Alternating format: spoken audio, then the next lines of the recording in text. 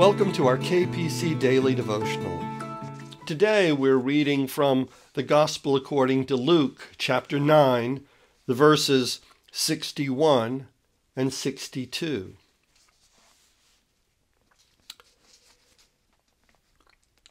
Another man said to Jesus, "I will follow you, Lord, but let me first say farewell to those at my home." And Jesus said to him, "No one who puts a hand to the plow and looks back is fit for the kingdom of God." Today's devotional is entitled, Committed. At a street corner stood a goose, a Canada goose, with his black head and neck, white cheeks and chin, and mottled brown body. He craned his neck this way and that, clearly looking for something or someone. He was waiting and searching. The community where I'm working right now has become a goose haven. Technically, Canadian geese are migratory birds, but I'm quite certain nary a one of these have ever seen the sunrise in Canada. They were likely born here and have remained permanent residents, leaving all of that bothersome migrating to others. At this time of year, you see geese parading in pairs. A few couples are followed by gangly, dun-colored fluff balls, young goslings. Wide swaths of golf course greens rolled away to either side, and pairs of geese were everywhere, feeding. This goose stood alone, so I slowed and scanned the swales to see if a female was following.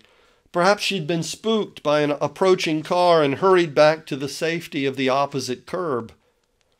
But as I neared, I saw in the middle of the street perhaps a dozen long wing feathers. His mate had been killed by a careless motorist.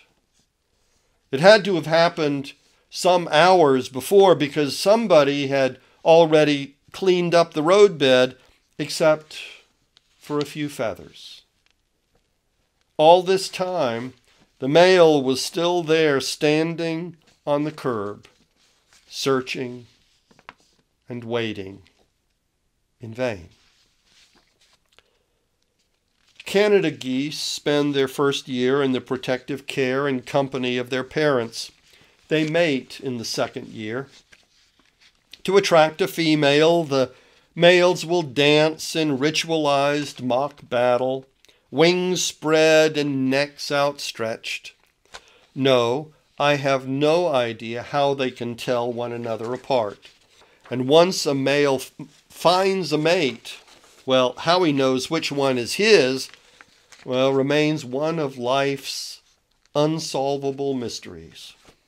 But somehow they do know, because once they find a partner, they mate for life. This goose had lost his mate. He waited and searched in every direction. Very sad. Undoubtedly, I read too much human emotion into a goose's loss, but I recognize the marks of commitment. We live in an uncommitted age. Commitments happen but don't appear to be sought or preferred. Weddings are at an all-time low. Statistically, couples engage in sex quite early in their relationship, often by the third date, and eventually might move in together, but put off any marriage ceremony for years, if ever. Why delay the formal and legal recognition of their relationship? In a few cases, there might be, say, financial or medical or career incentives not to marry. For most, however, it is anxiety. They are afraid to commit to what might turn out to be the wrong partner. I can't help but wonder, if you're that afraid you might be with the wrong partner, you are probably with the wrong partner.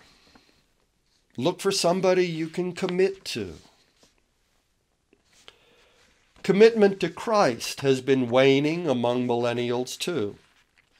We baby boomers have evidently not done a very good job of demonstrating a spiritually committed faith and lifestyle. Our children have grown up skeptical and resentful. They've heard just enough of the gospel to be resistant to it. But then what do you want? It's what we've taught them. Countless parents attended church, if they went at all, only for the programs they liked, but without any real commitment to the church to carry them through those inevitable times of disagreement or conflict. Religious consumers, we come or go as it suits us. And our children, they just go as it suits them.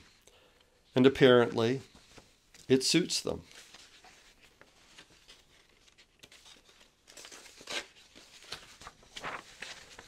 We're the poorer for lacking the will or the ability to commit.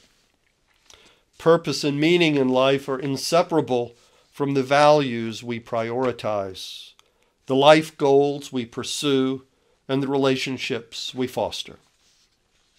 The more cavalier we become in our commitments, ready to shed them at a moment's notice, the less purpose and significance we'll find in life. The more we are prepared to commit to our friends, our spouse, our children, our tasks, our church, our God, the more we will get out of life. That's not just an old preacher's moralizing. That is a fact of life. Commitments do not come easy, and they can cause us discomfort, even pain, like a grieving goose. The uncommitted may avoid the pain of loss, but they gain none of the richness that committed love and sharing can bring. Yes, even the richness that comes only through loss and grief. Our bereft goose will in time find another mate. The heart heals. The healthy heart will one day be ready to commit once more because it has learned the worth of loving, and being loved is so much greater than the worth of remaining uncommitted and ultimately alone. Only a silly goose will not commit. I wish you a blessed day. Goodbye.